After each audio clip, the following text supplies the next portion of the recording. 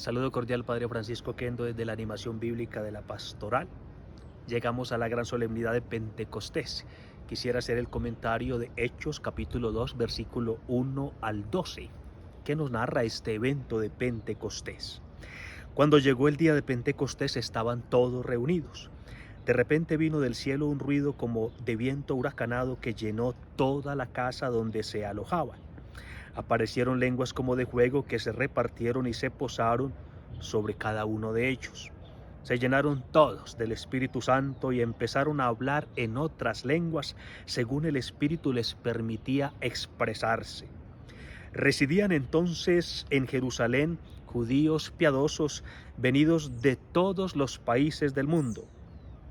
Al ocurrir el ruido, se reunió una multitud y estaban asombrados porque cada uno oía a los apóstoles hablando en su propio idioma. Estaban asombrados y maravillados y comentaban: ¿acaso los que hablan no son todos galileos? ¿Cómo es que cada uno los oímos en nuestra lengua nativa? Partos, medos y elamitas, habitantes de Mesopotamia, Judea y Capadocia, Ponto y Asia, Frigia y Panfilia, Egipto y los distritos de Libia junto a Cirene, romanos residentes, judíos y prosélitos, cretenses y árabes, todos los oímos contar en nuestras lenguas las maravillas de Dios. Todos estaban asombrados y perplejos, diciéndose unos a otros: ¿qué quiere decir esto? Palabra de Dios. La solemnidad de Pentecostés, el cumpleaños de la Iglesia, la manifestación de la Iglesia al mundo, la fiesta de la vida viva, vital y vitalizadora, que es el Espíritu del Señor, Señor y dador de vida, como lo confesamos, quien concede a la Iglesia vida, de la cual Él es alma. ¿Cómo es la Iglesia manifestada en Pentecostés? Es claro que la única iglesia nacida en Pentecostés es la Iglesia Católica, como cualquier historiador podría demostrarlo. Dos ideas para nuestra meditación. Primera, la Iglesia ardientemente viva y vivamente ardiente. In motus es vita, decían los antiguos, que significa en el movimiento está la vida. En Pentecostés el Espíritu pone todo en movimiento como signo de la vida que dona a la Iglesia. Escuchaban un ruido que alerta, como un viento fuerte que se inserta. Quienes lo reciben salen de la pasividad y comienzan a hablar en otras lenguas, es decir, se incrementa la comunicación, la interacción y la relación. En Pentecostés todo y todo se mueven. Reina la inquietud, pero no la quietud.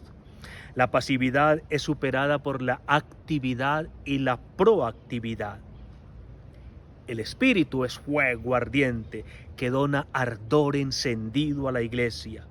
Si el signo audible es el viento huracanado, el signo visible son las lenguas de fuego que se reparten sobre cada uno, es decir, enardecen a todos, encienden a todos, abrazan a todos.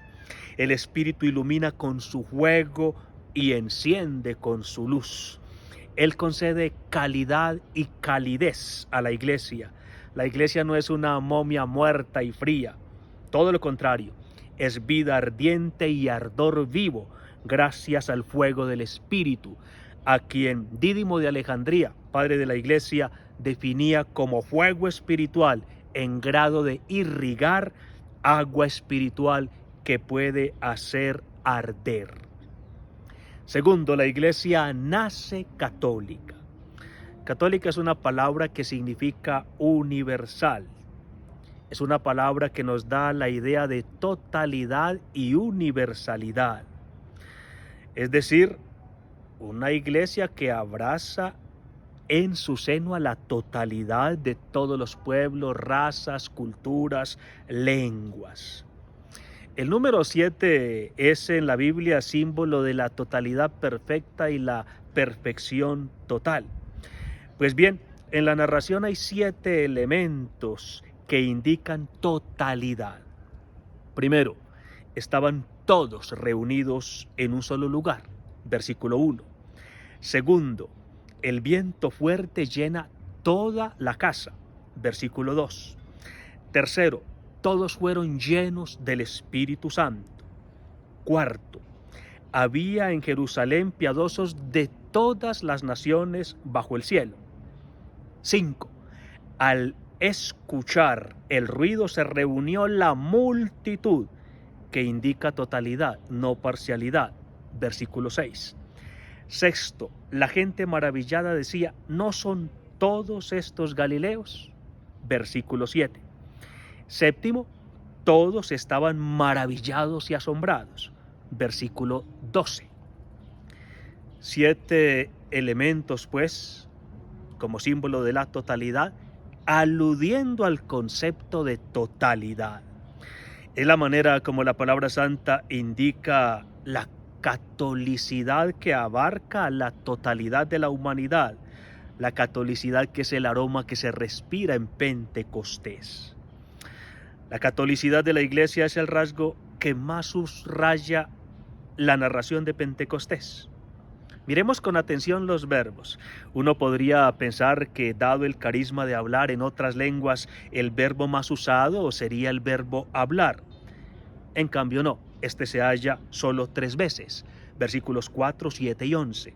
O podría pensarse, dado este prodigio del hablar en lenguas, que el verbo más usado sea el verbo escuchar. En cambio no, este también se halla solo 3 veces, versículos 6, 8 y 11. En cambio, los verbos más usados son aquellos que indican admiración, asombro, perplejidad, la reacción de sorpresa frente a una belleza inesperada. Para indicar la sorpresa admiradora o la admiración sorprendente, Lucas usa 4 verbos distintos. Estar desconcertado, el verbo siungeo en griego, versículo 6. Estar extasiado, en griego el verbo existemi, que se halla 2 veces, versículo 7 y versículo 12. El verbo maravillarse, en griego taumazo, en el versículo 7. El verbo estar perplejo, en griego diaporeo, en el versículo 12. Por 5 veces el texto repite el desconcierto extasiado, éxtasis maravillado, maravilla perpleja, perplejidad asombrosa. Entonces nos preguntamos, ¿cuál es el motivo de tanto asombro? ¿No se asombran o se maravillan por lo que parecería más novedoso? El viento huracanado o las lenguas de fuego cayendo. No se asombran de eso. Entonces, ¿de qué se asombran? En el versículo 6 la gente está asombrada, desconcertada porque oyen hablar en su propio dialecto. En los versículos 7 y 8 la gente está extasiada y maravillada porque los oyen hablar en la propia lengua nativa. En el versículo 12 la gente está extasiada y perpleja y dicen, los oímos hablar en nuestras propias lenguas. Escuchar a quienes recibieron el Espíritu hablando en todas las lenguas es el motivo del asombro extasiado y el éxtasis asombrado, y es también la idea más repetida en toda la narración. Pues bien, una iglesia que habla todas las lenguas es precisamente lo que se llama iglesia católica o universal, porque no habla solo una lengua, sino todas las lenguas. La iglesia, por tanto, nació católica y la iglesia católica nació en Pentecostés.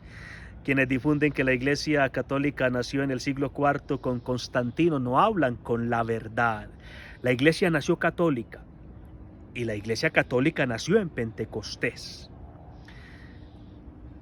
Pensar que la iglesia nació y después se volvió católica sería como decirle a una persona que nació y después se volvió humana. La iglesia de Cristo nace católica y ese es el rasgo que Lucas en los Hechos de los Apóstoles ha querido subrayar en el episodio de Pentecostés.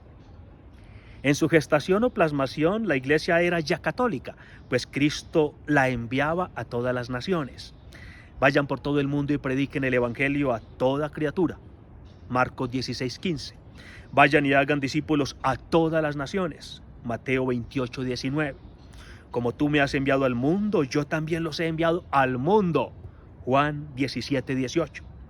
Cristo quiso una sola iglesia enviada a todo el mundo, a todas las naciones, a toda criatura.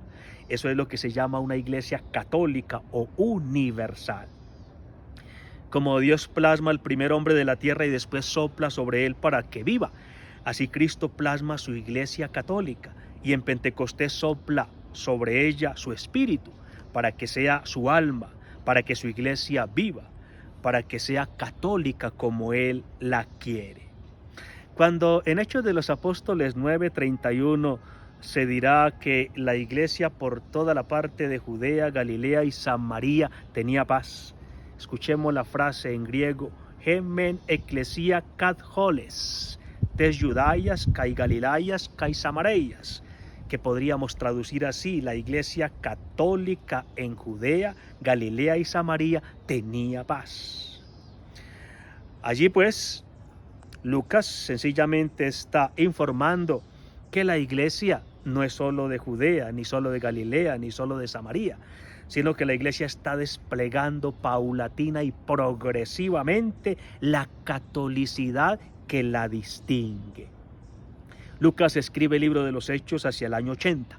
Unos 30 años más tarde, la iglesia ha desarrollado ya su autocomprensión, así como un ser humano se autoconoce en la medida en que crece. Y ya en el año 110, Ignacio de Antioquía, escribiendo su carta a la comunidad de Esmirna, nos informa que la iglesia en el año 110 es ya conocida como la Hecatolique Ecclesia, es decir, la iglesia católica.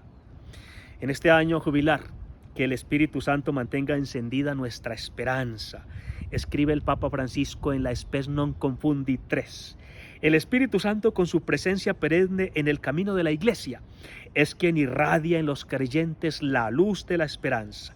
Él la mantiene encendida como una llama que nunca se apaga para dar apoyo y vigor a nuestra vida.